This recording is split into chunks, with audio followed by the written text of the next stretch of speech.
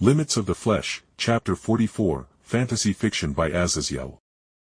As time quickly resumed with Rias and Akeno coming back to their senses, they both smiled wryly when they saw how the box had shifted across the room in the blink of an eye. Yes, well, that box holds my bishop. He has the sacred gear forbidden Balor's view, and he thus typically stays sealed in his bedroom, so any episodes he has with his sacred gear doesn't affect the students on campus. Rias explained wryly as the box shook in place at Rias acknowledging its existence.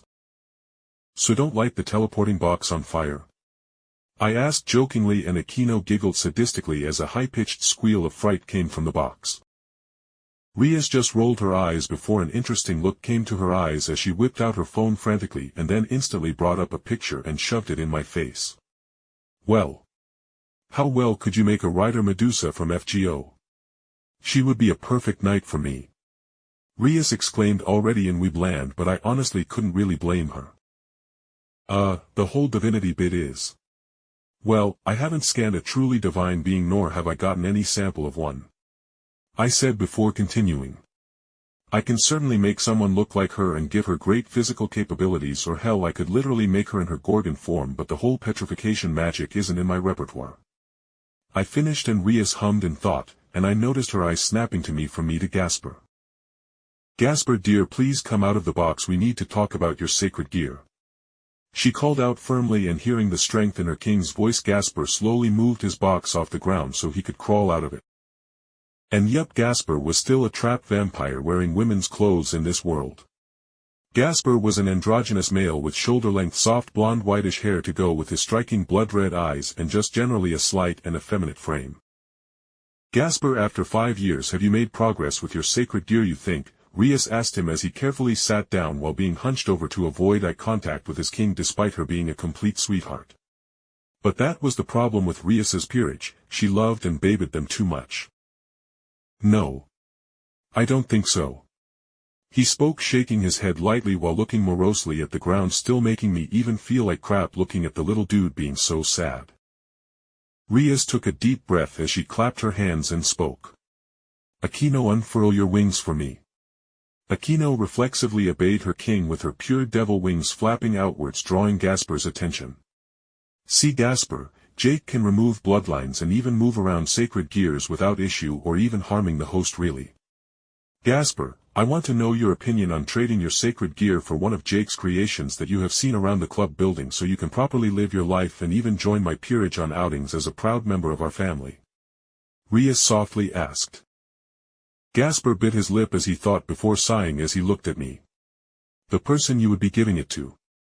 Will they be able to control it? He asked weakly, and I nodded as with my flesh-crafting powers combined with the Sephiroth Grail I was convinced I could force his forbidden Balor View's sacred gear that was permanently in its balance breaker state into something beyond useful. Yes, I am positive, I responded, and he sighed before a soft smile crossed his face as he shrugged. Honestly, getting rid of it would probably be for the best. I cannot control it, I don't want to drink blood to strengthen myself as a damper. As I don't like vampires, I doubt I will get control over it in the next decade or so with how little progress I made in the last half-decade, so maybe it's like a chance to start a new chapter in my life without it weighing me down. Gasper mused aloud before he looked to Rias. You aren't going to, throw me away if I don't have it anymore, are you? He asked softly, and I shuddered as something so cute and adorable shouldn't have been such a damn convincing trap. Rias stood up and, in an instant, pulled Gasper into a back-breaking hug against her. And I literally could hear the poor half-damper's back popping as air escaped from his mouth in a wheezing hiss as his arms waved frantically to escape, even using his sacred gear to stop time, but Rias's hug was inescapable. Gasper, I would never ever abandon any of my peerage members. Akeno had Jake remove her fallen angel heritage, and I love her exactly the same as when she didn't have it. Rias firmly told Gasper as she pushed him away from the hug so she could grab his cheeks like a disobedient child that needed to be firmly told a life lesson. So don't think for a damn second I will abandon you, all right? You will always be the cute little damper that would haunt the Gremory wardrobes and closets, and even end up always scaring the maids silly. Rias said fiercely as she laid down the reality that was the Gremory obsession with family. Gasper nodded silently and I saw a couple tears go down his cheek as he gave Rias a quick hug before he took a deep breath and moved to sit in a chair in front of where I was standing. "Okay, Jake, I am ready," he said strongly, and I blinked as I realized a pressing issue.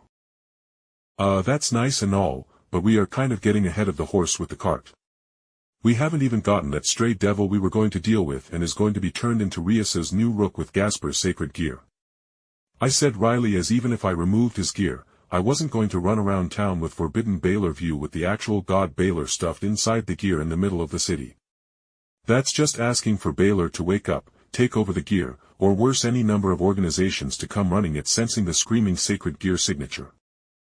To say the least, I ruined the moment, and his upheaval of emotions triggered the time to stop again, and I got to watch the trap dive face first into his large box.